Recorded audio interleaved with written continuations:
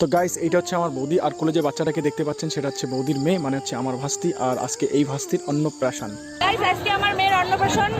বৌদি কিন্তু ক্যামেরার সামনে কথা বলতে লজ্জা পায়। বৌদি যে জায়গাটায় বসেছিল সেই জায়গাটা আমি বানিয়েছিলাম। তো অনেকেই হয়তো জানে না যে আমার ছোট্ট একটা ফুলের ডেকোরেশনের বিজনেস আছে, তো সেই কারণে আমি নিজেই বানাচ্ছিলাম আর কি। এদিকে আমি এইসব করছিলাম আর ওইদিকে এইসব হচ্ছিল। তো এক এক করে সবাই আসে, এসে আশীর্বাদ দেয়, আরও যা যা নিয়ম আছে সেগুলো করে।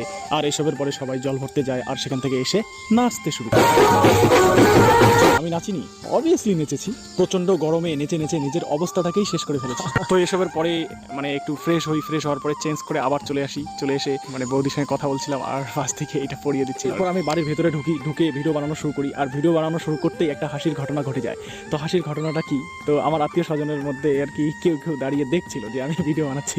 ওরা তো জানেই যে আমি ভিডিও বানাই। তো এইসব দেখে আমারও একটু লজ্জা পায়। মানে জানেন, শুরু হয় ঝড় এবং বৃষ্টি, যার কারণে আমি পরে আর ভিডিও করতে পারিনি।